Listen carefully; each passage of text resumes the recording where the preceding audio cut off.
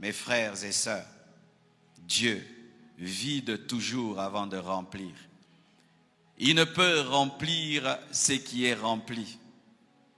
C'est pourquoi certains, vous avez un problème pour être rempli du Saint-Esprit. Lorsque le Saint-Esprit veut te remplir, il te trouve déjà rempli.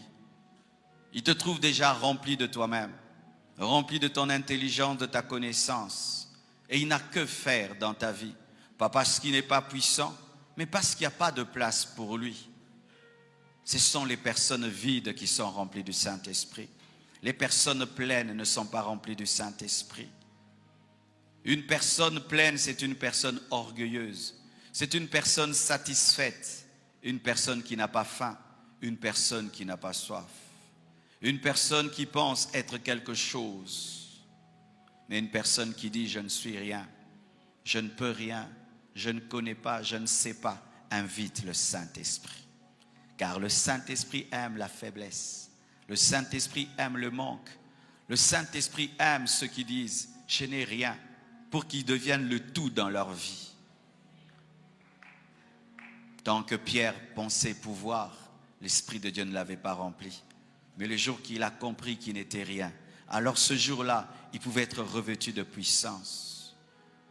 Vous qui cherchez la puissance de Dieu, le secret de la puissance est dans la faiblesse.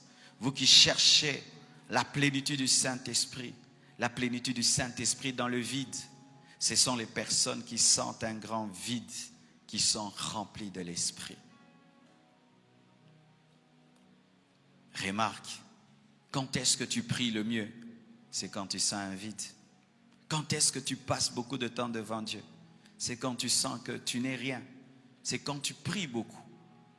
Mais quand tu es rempli de toi, de tes réalisations, de tes capacités, 30 minutes déjà te suffisent pour quitter la présence de Dieu parce que tu sais que tu peux.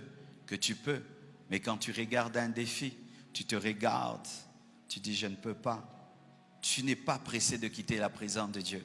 Tu as tellement besoin qu'il soit avec toi que tu dures dans sa présence afin d'être sûr que lorsque tu sortiras, il sortira avec toi. C'est seulement les personnes vides qui sont remplies. Dieu ne remplit jamais ce qui est rempli. Il faudrait que tu te vides de toi, de ton orgueil, de ton rationalisme pour que l'Esprit parvienne à te remplir. Des fois, tu vois tel à gauche est rempli et toi, tu n'es pas rempli. Et tu dis, Seigneur, pourquoi lui, pas moi? Dieu est un cultivateur et il sarcle toujours avant de planter. Chaque fois qu'un cultivateur veut planter, il prend la bêche, il prend la houe et il commence à travailler la terre. Tu peux croire qu'il est énervé contre la terre alors que ça, c'est sa manière d'aimer la terre. Il aimerait que la terre ne puisse pas recevoir en vain la sémence. C'est pourquoi il sarcle la terre. Et Dieu ne veut pas que tu reçoives ce potentiel pour rien. C'est pourquoi il te brise. C'est pourquoi il te taille. Il ne veut pas que tu reçoives le don spirituel pour rien. C'est pourquoi il te taille. C'est pourquoi il te brise.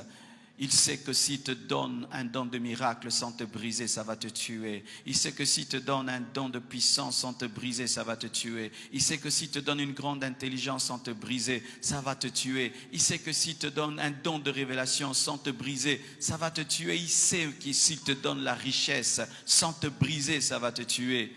Le cultivateur sait que s'il ne sarcle pas la terre, la sémence va rester au-dessus de la terre et elle ne va pas s'enfoncer et les oiseaux vont la voler. C'est pourquoi il prend le temps de taillader la terre, de faire des faisceaux sur la terre pour que la graine puisse être cachée dans les profondeurs et puisse germer dans les profondeurs. Des fois tu dis à Dieu, Seigneur, donne-moi aussi un don. Mais aussi une graine, Mais lui sarcle, il sarcle, et il sarcle encore. Seigneur, plante, sème. Ne sois pas plus intelligent que le cultivateur. Il sait ce qu'il est en train de faire dans ta vie. Sois patient. Il va mettre une graine qui va produire un chêne, un grand arbre, mais laisse-le sarcler. Plus l'arbre est grand, plus on creuse. Et plus la destinée est grande, plus on creuse. Si tu sens Dieu beaucoup creuser dans ta vie, c'est une prophétie que tu es un géant. Si tu sens Dieu beaucoup creuser dans ta vie, sache que tu es un géant. Si tu sens Dieu beaucoup creuser dans ta vie, sache que tu es un géant.